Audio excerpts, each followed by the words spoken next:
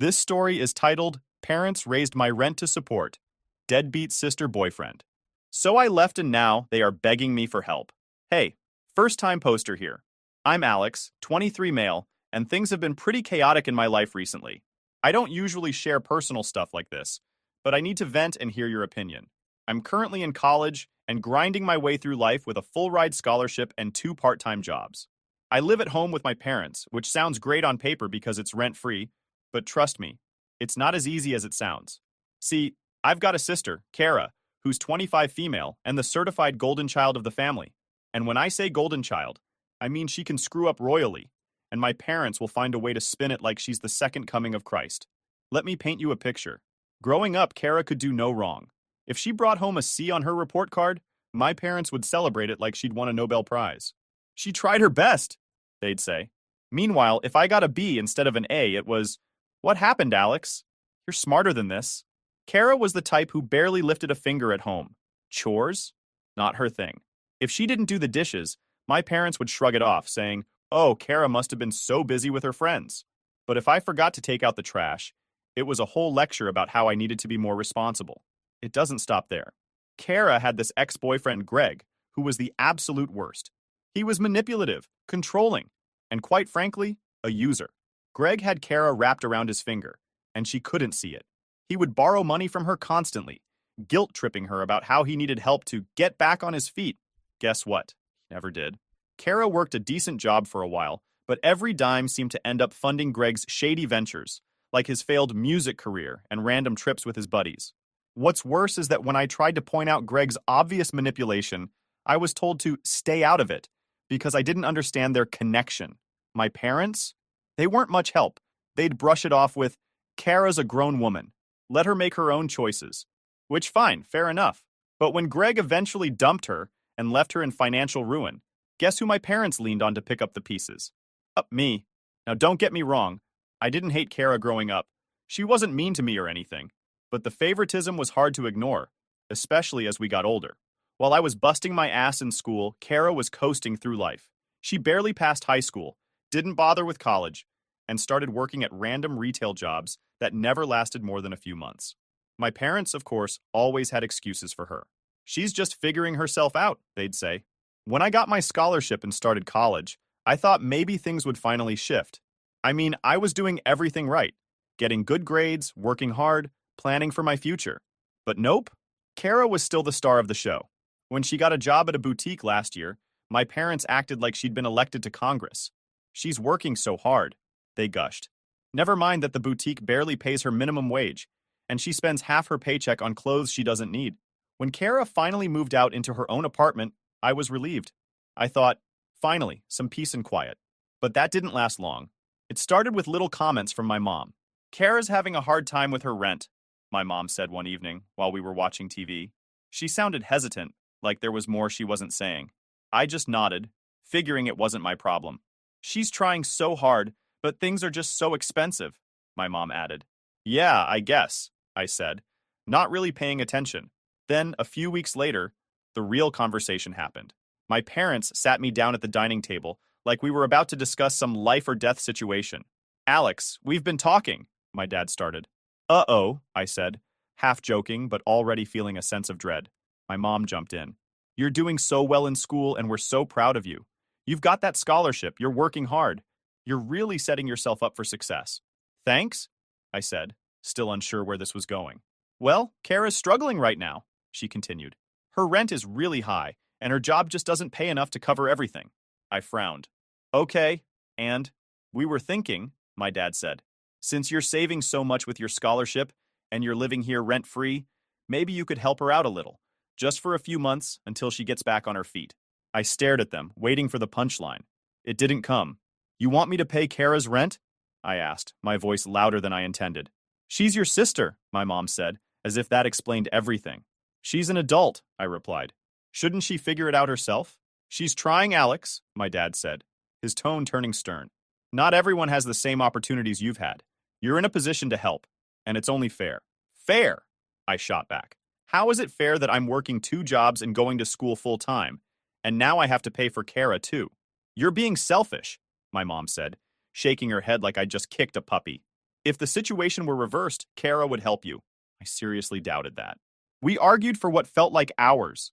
I told them it wasn't my responsibility, that I was already stretched thin, and that Kara needed to learn how to manage her own life.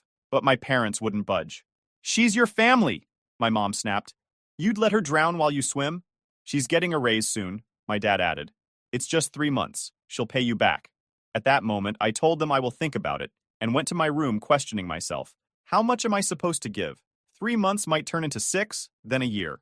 If Kara keeps struggling, or spending, will I be expected to keep bailing her out? What I'm really trying to figure out is if I'm wrong for feeling this way. Should I just bite the bullet, pay her rent, and avoid any drama? Or do I have a right to feel like this whole situation is unfair?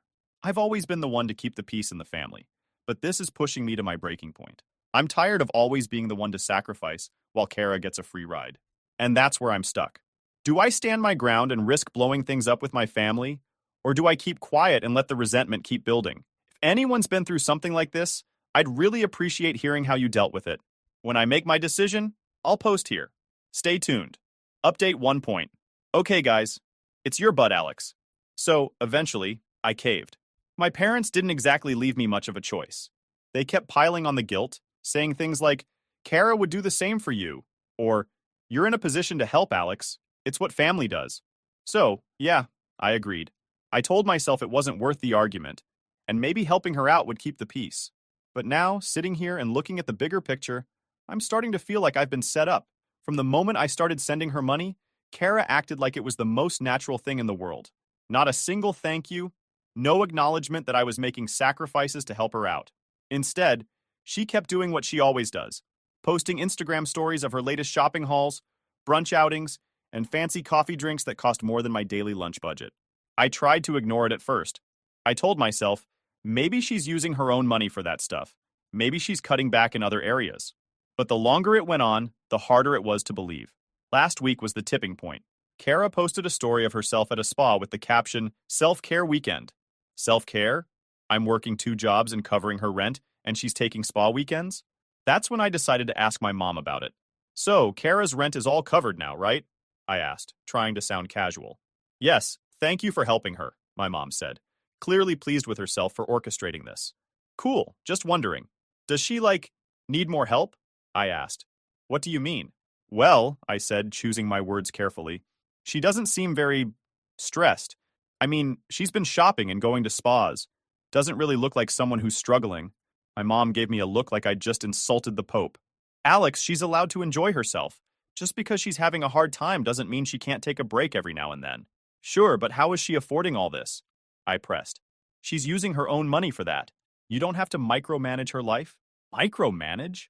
I'm the one paying her rent, and I don't get to ask questions? I let it go, but the frustration was bubbling over. The more I thought about it, the more I realized something wasn't adding up. Kara was supposed to be broke. I kept checking her social media. Her Instagram captions were vague, almost like she didn't want anyone to ask too many questions. Living my best life, one post read. It didn't sit right with me, but I couldn't put my finger on why. I wasn't trying to control Kara's life. I just wanted to understand how this situation made sense. But whenever I asked about her struggles, she'd dodge the question or change the subject. It's just complicated, she'd say, which only made me more suspicious. But I could see I wasn't going to get anywhere with Mom, so I dropped it. That conversation planted a seed of doubt in my mind that only grew stronger with time. I started paying closer attention, looking for anything that might explain how Kara was living so comfortably despite her supposed financial struggles. One evening, I was at my parents' house again when I overheard Kara on the phone. She was in her old bedroom, talking in a hushed voice. No, I told you, I'll send it tomorrow, she said. Just stop freaking out, okay? I froze. Who was she sending money to? Wasn't I the one covering her rent? I didn't want to jump to conclusions, but I remembered something my cousin Matt had mentioned a few weeks earlier. Did you know Kara's been hanging out with Greg again? Matt said casually during a family barbecue, leaning against the counter. I frowned. Greg? Her ex? Why? Matt shrugged. Dunno. Saw them at that coffee shop by her place. Looked cozy. He paused, then added, You ever notice Kara's been acting weird? Weird how? I asked, narrowing my eyes. I don't know, he said, taking a sip of his drink. She's been way more private than usual. Like she's hiding something big. I laughed it off, but his words stuck with me. What could Kara possibly be hiding? Greg was supposed to be ancient history, a deadbeat who'd mooched off Kara for years before she finally dumped him. Or so I thought. The way Matt mentioned him, almost like it wasn't over, gnawed at me. I ignored it then, but now I wish I'd paid attention. I decided I needed to dig deeper. That night, I went home and opened up Venmo, searching for Kara's account. I felt a little guilty snooping, but I justified it by telling myself I had a right to know where my money was going. It didn't take long to find what I was looking for. There were multiple consistent payments to Greg. The captions were vague. For groceries. You owe me one. Thanks again. I stared at the phone screen, trying to realize my money wasn't going to Kara's rent, it was going to her ex. The realization hit me like a ton of bricks. Here I was, working overtime and cutting back on everything just to help her, and she was using it to support someone who'd already taken advantage of her once. I spent the rest of the night stewing in anger and disbelief. I don't know whether to confront her immediately, or should I calm down and think it through. This isn't about the money anymore. It is about the lies. I actually have a lot of questions to Kara, and most probably will confront her. I'll keep you updated. Update 2: Hey, Alex here again. Things blew up way more than I expected. I wasn't planning on making a huge scene, but when you get pushed to your limit, it just happens. A quick side note, my cousin Matt, the guy who knows everyone's business, is the only person in my corner right now. He's been hearing me vent about all of this, and even warned me about Kara hanging out with Greg again. He convinced me to confront her, saying, if you don't handle it, she'll keep walking all over you. She's used to you keeping quiet. So, armed with frustration and Matt's encouragement, I decided to talk to Kara face to face. That weekend, Matt came with me to Kara's apartment. I needed backup, someone who could keep me grounded if things went sideways. When we got there, her car was parked outside, so I knew she was home. Matt gave me a nod, and I knocked on her door. Kara opened it, looking surprised, and not in a good way. Her eyes darted between me and Matt, her body stiff. What are you guys doing here? She asked, leaning against the doorframe. We need to talk, I said. She sighed, glancing back into her apartment. Now's not a good time, Alex. Too bad, I said, stepping inside before she could stop me. Matt followed, closing the door behind him. Her apartment was tidy, but the tension in the air was thick. Kara crossed her arms, her expression guarded. What's this about? I wasted no time. Greg, her face paled. What about him? I know you've been giving him money, I said, my voice calm but firm. The money I've been sending you for rent. I've seen the payments, Kara. Don't lie to me. Matt stood by the door, arms crossed, giving her a look that said, don't even try to weasel out of this. Kara's jaw tightened, and for a moment, she said nothing. Then she scoffed. Wow, Alex. Snooping through my Venmo? Classy. Don't deflect, Matt cut in. Just answer the question. She glared at him before turning back to me. Fine. Yes, I've been helping Greg. He's in a tough spot, okay? A tough spot? I said, my voice rising. Kara, are you kidding me? Greg is the reason you were broke in the first place. And now you're taking my money to bail him out? You don't get it, she snapped. I didn't want to tell you because I knew you'd freak out like this. Of course I'm freaking out, I shouted. I've been working 2 jobs to help you, and you've been lying to me this whole time. Lying? I didn't lie, she said defensively. I just didn't tell you. That's the same thing, I said. Do Mom and Dad know about this? She froze, her face flushing. Number. And they don't need to. Oh, they're going to, I said, turning toward the door. Alex, wait, she said, panic creeping into her voice. No, I said firmly. I've had enough of this. Matt and I drove straight to my parents' house. On the way, he kept saying, you're doing the right thing. They need to know the truth. Kara can't keep playing the victim. When we got there, my parents were in the living room watching TV. I walked in, not even bothering to sit down. We need to talk, I said. My mom muted the TV, looking concerned. What's going on? It's about Kara, I said, my voice steady. She's been lying to all of us. She's not struggling to pay her rent. She's been giving money to Greg. My dad's eyebrows shot up. Greg? Her ex? Yes, I said. The same guy who used her for years. She's been taking the money I've been giving her and funneling it to him. My mom's face tightened, and for a moment, I thought they were going to be angry at Kara. But then she sighed and said, Alex, I think you're overreacting. I blinked. What? She's been lying to us. She's trying to help someone she cares about, my mom said. You don't know what Greg's going through. I couldn't believe what I was hearing. What Greg's going through? What about what I'm going through?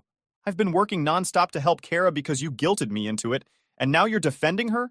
Alex, calm down, my dad said, his tone firm. Kara's your sister. Family helps family. Are you serious?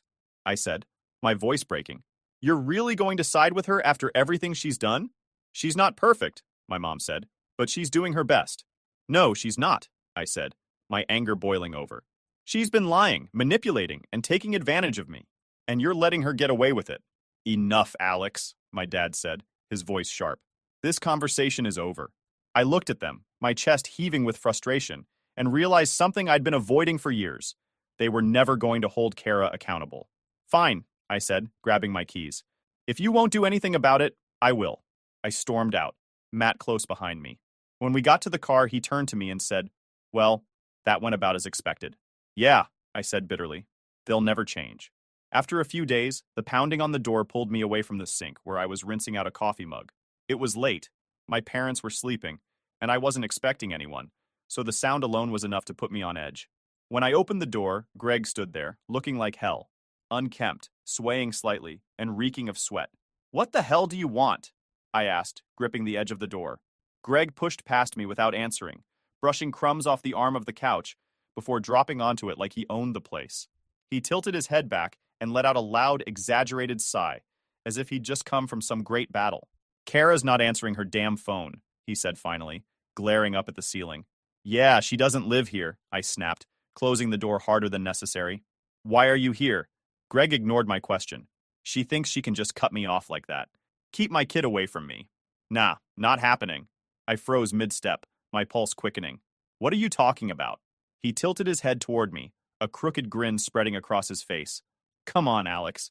Don't play dumb. You know. I didn't respond. Greg sat up straighter, his grin widening, when he realized I genuinely had no idea what he was talking about. She didn't tell you, huh? He said, almost gleeful. Of course she didn't. Wouldn't want to ruin her perfect little story. Tell me what?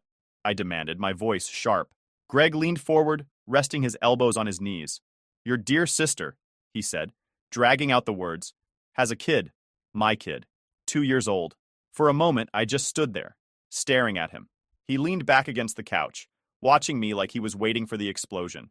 You're lying, I said finally, though my voice lacked conviction. Greg barked out a laugh. Yeah, that's what she'd love you to think. But no, man. It's the truth. She's been paying me to keep it quiet. Doesn't want the world to know she's not as perfect as mommy and daddy like to think. The words hit like a sledgehammer. Kara had a child, and she'd kept it a secret from everyone, including me. Greg rubbed his face and sighed again, this time with exaggerated frustration. I mean, she's got you footing the bills, doesn't she? Living the high life while keeping me out of my own kid's life. It's bullshit, man. His words hung in the air, thick and heavy. My stomach churned as the pieces started to fit together. Her defensiveness. Whenever I asked about her finances, her response was always the same. It's complicated. She'd snap if I pressed her, her face turning red as she muttered, you wouldn't understand. Back then, I thought she was just embarrassed. Now I wonder if she was hiding something bigger. But now I know better. The money going to Greg, the Instagram posts of brunches and shopping trips. She's sending you my money, I said, more a statement than a question. Greg shrugged, smirking. Guess you're not as clueless as I thought. The rage bubbled up before I could stop it. I stepped closer, my fists clenched. Get out, I growled. Greg stood slowly, holding up his hands in mock surrender. Fine, fine. I'm leaving. But you tell Kara she doesn't get to rewrite history. This isn't over. I opened the door and stood there, glaring at him until he stumbled out into the night. The silence in the house felt suffocating after he left.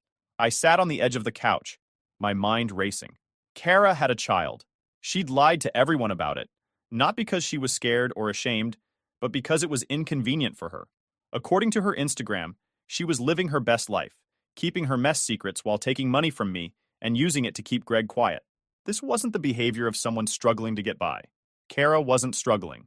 She was coasting, using everyone around her to maintain her cushy lifestyle. And worst of all, she dragged me to her own shit. The next morning, I couldn't sit still. The anger simmered just below the surface, threatening to boil over at any moment. I called Matt, the only person I knew who wouldn't sugarcoat things. Greg showed up at the house last night, I said as soon as he picked up. Why? Matt asked, his tone already skeptical. He was drunk, ranting about Kara, about their kid. There was a pause. Their what? She has a kid, I said bitterly. 2 years old. She's been paying Greg to keep it a secret. Matt let out a low whistle. Man, that's messed up. And your parents don't know? Of course not, I said. If they did, they'd probably still find a way to defend her. Oh, she's doing her best, I mocked bitterly. Matt didn't laugh. You're right, though. They'll defend her no matter what. But Alex, this isn't something you can let slide. She's been using you. That's not just shitty. It's cruel. I know, I said. And I'm done. Good, Matt said firmly. So what's the plan? I didn't answer right away. My mind was already spinning, calculating my next move. Kara had spent her entire life getting away with everything because people like me let her. That was about to change. She thinks she can keep walking all over me, I said finally. But she's about to learn how wrong she is. And I meant it. This wasn't about making peace or keeping the family together anymore. It was about making sure Kara faced the consequences of the life she'd built on lies and manipulation. For once, she wasn't going to walk away unscathed. I've got something clever in mind, just to make sure they think twice before messing with me again. Wait for my next update if you're interested. Update 3.0. Hey people, it's Alex again, and I'm here to spill the tea. Well, as I was planning my next move, the eviction notice landed like a thunderclap. I hadn't meant to open it. It had been addressed to Kara but delivered to my parents' house. I found it sitting on the counter, the envelope already half torn. Would I miss this opportunity to know more about Kara's mess? Hell nah. I slid the letter out. My eyes scanned the lines. Months of unpaid rent, complaints from the landlord, and the inevitable conclusion. Kara was being kicked out. I placed the letter back on the counter, a mix of anger and grim satisfaction simmering under the surface. This was her mess. She'd made it. But I knew how this would play out. Kara would spin this, and my parents, as always, would rush to cushion her fall. When Kara arrived that evening, her bag slung over her shoulder, she moved through the house with her usual air of indifference. She barely greeted me as she dropped her things on the kitchen counter and helped herself to a cup of coffee. The eviction notice was still where I'd left it, its presence screaming in the silence of the room. I waited. She saw the envelope, paused, and then, without hesitation, ripped it open. Her eyes flicked over the letter, and her face barely changed. She let out a frustrated sigh, tossed the paper onto the counter, and grabbed her cup as if nothing had happened. It was her usual tactic. Ignore the storm until someone else cleaned it up. My parents came in shortly after, their voices cheerful until they saw Kara's expression. My mom picked up the letter, her hand trembling slightly as she read it. My dad hovered over her shoulder, his face tightening as he absorbed the words. They didn't say much. My mom placed a hand on Kara's arm, murmuring something comforting, while my dad stared at the letter with a clenched jaw. The energy in the room shifted as they quickly fell into their usual roles. Kara the victim, my parents the saviors. I stood in the corner, watching the whole charade play out, my fists clenching at my sides. Within days, Kara's bags were back in her old room. The move was seamless, orchestrated by my parents with a quiet efficiency that made my stomach churn. They didn't even mention the eviction to me, like it was some unspoken agreement that I didn't need to know. But the truth had already started to unravel. The final piece came when I overheard my parents talking in hushed voices late one night. The words "child" and "Greg" cut through the walls like a knife. My stomach dropped as I realized they knew. They'd known all along. About the child. About Greg. About everything. And they hadn't told me. They only used me. The next morning, I made my move. Quietly, carefully, I gathered every piece of evidence I had. Venmo transactions, screenshots of Kara's Instagram, showing her frivolous lifestyle, notes on every excuse she'd ever given me. And then I made a call to her landlord. The woman on the other end was polite but firm, clearly frustrated with Kara's antics. She listened carefully as I explained what I knew, that Kara had been funneling money elsewhere while ignoring her rent. The landlord thanked me, her tone shifting as she realized the depth of Kara's deception. Kara's landlord wasted no time filing a formal complaint, tightening the screws on the eviction process. Kara's reaction was predictable, storming around the house, slamming doors, muttering about how unfair it all was. My parents rallied around her, offering comfort and excuses, their focus solely on Kara while ignoring the chaos she'd left behind. I stayed out of their way, my silence a pointed reminder that I wasn't playing along this time. When my mom finally cornered me, asking for help to get Kara back on her feet, I just shook my head and walked away. The last time I saw Kara, she was sitting at the kitchen table, scrolling through her phone as if nothing had happened. My parents hovered nearby, discussing plans to help her find a new apartment, offering to cover her expenses until she got back on track. I packed my things that day, leaving the house with a clear conscience. Let them deal with the fallout. Let Kara learn what happens when her lies finally catch up to her. For the first time, I felt no guilt as I walked away. She'd burned every bridge, and I wasn't about to rebuild them for her. This time, she was on her own. I don't know what the future holds. I will probably post for you one final update to let you know if things settle or worsen. Final update. Dot. Hey, it's Alex again. I figured I owed you all one last update since things have finally settled. It went exactly how I expected. After the eviction notice and everything that followed, Kara moved back in with my parents. They acted like it was some heroic act of selflessness, even though it was the most predictable outcome ever. My mom and dad immediately fell into damage control mode, bending over backward to make sure their golden child was comfortable. They cleaned out her old room, stocked the fridge with all her favorites, and even took time off work to help her adjust. Meanwhile, Kara acted like she was doing them a favor by being there. Not once did she acknowledge the mess she'd made, or the lies that got her there. As for Greg, he kept up his nonsense. Apparently, he's been threatening legal action for custody of the child, but Kara's handling it the same way she handles everything, with avoidance and denial. My parents, of course, believe every word she says about how Greg's just trying to make her life miserable. Funny how they never stop to ask why she kept any of this a secret in the first place. My parents did try to drag me back into it, though. My mom called me a week after Kara moved in, her voice full of forced optimism. "We're all pulling together to help Kara," she said, like it was some noble crusade. "We could really use your support, Alex." "Support?" I said, trying not to laugh. "You mean money?" There was a long pause before she admitted it. "She just needs a little help getting back on her feet." "You're doing so well, Alex. And it's what family does." "Family?" I said. "You mean the family she lied to? The family she manipulated for years while spending my money on Greg and God knows what else?" "Alex, she's your sister," my mom said, her voice taking on that disappointed tone she always uses when she doesn't get her way. "She's trying." "No, Mom," I said firmly. "She's not, and I'm not bailing her out again." I hung up before she could guilt me further. Now, weeks later, I've stepped back completely. I haven't been to the house, haven't answered their calls, haven't engaged in their drama. Kara's still living there, still letting my parents handle her problems while she does the bare minimum to stay afloat. The difference is, I'm no longer part of it. For the first time in years, I feel free. No more guilt, no more enabling, no more being dragged into messes I didn't create. I'm focusing on myself, my school, my jobs, my future. I don't know if Kara will ever change. Honestly, I doubt it. My parents will probably keep enabling her until she's 40, and still blaming everyone else for her problems. But that's not my problem anymore. Thanks for sticking with me through this mess. If there's one thing I've learned, it's that sometimes the best thing you can do for yourself is walk away, even if it's from family. Take care, everyone. Alex.